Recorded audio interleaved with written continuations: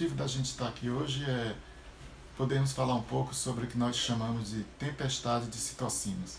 É muito comum hoje que a gente escute falar sobre esse termo. No processo infeccioso provocado pelos novo coronavírus, na terceira fase da doença, os indivíduos desenvolvem uma liberação exagerada das citocinas. E os clínicos acabam chamando de tempestade de citocina. O que seria essa tempestade? Em primeiro lugar, é importante a gente entender o que é uma citocina, o que é uma quimiocina, que são substâncias liberadas nessa tempestade. As quimiocinas e citocinas são substâncias químicas produzidas pelas nossas células que têm o intuito de direcionar a resposta imunológica para um determinado ponto que é desejável para destruir um determinado patógeno.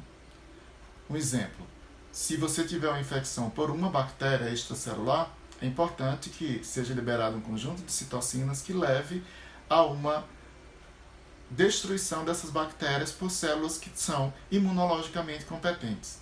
Se uma bactéria é extracelular, a célula imunologicamente competente seria os macrófagos, seriam os neutrófilos. Se você tem uma infecção viral, e a gente sabe que os vírus eles são partículas intracelulares obrigatórias, não há como uma molécula que age somente no meio extracelular poder destruir esses patógenos. Então é importante que as citocinas liberadas pelas células direcionem um determinado tipo de resposta imunológica para a destruição daquela célula que está infectada pelos vírus.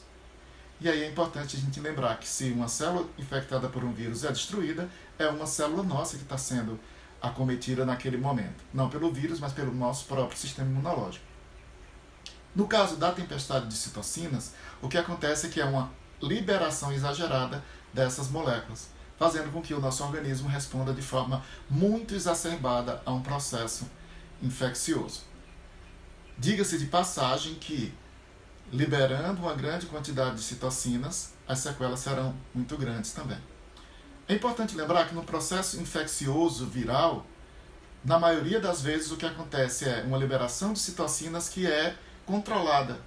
A partir do momento que o processo infeccioso e que o vírus é destruído, é eliminado, não há mais necessidade dessas citocinas serem liberadas. E geralmente são liberadas outras substâncias, também citocinas, que vão culminar com a paralisação, a parada da resposta imunológica, fazendo com que o indivíduo retorne ao seu estado de saúde normal. Entretanto, na infecção pelo novo coronavírus, essas citocinas liberadas, que deveriam parar o processo inflamatório, eles não param. E as citocinas vão acabar fazendo com que o nosso organismo tenha uma resposta inflamatória muito exagerada e que culmine com a falência de múltiplos órgãos e tecidos.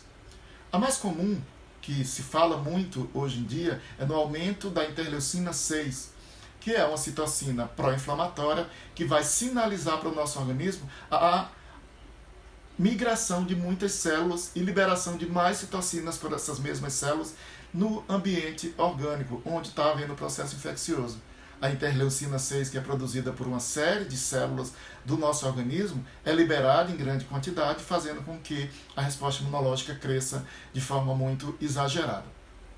A prova é tão grande que essa interleucina 6 está envolvida nesse processo inflamatório muito grave da infecção pelo novo coronavírus, que se tomarmos um animal com um processo infeccioso provocado pelo novo coronavírus e nós bloqueássemos através da utilização de um anticorpo, e isso está sendo feito em alguns pacientes graves, esse bloqueio dessa interleucina 6 faria com que a resposta imunológica fosse menor e mais controlada.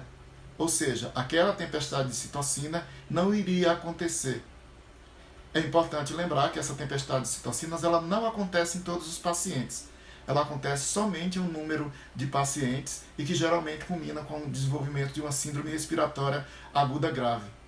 Isso não é bom para o paciente e isso precisa ser controlado.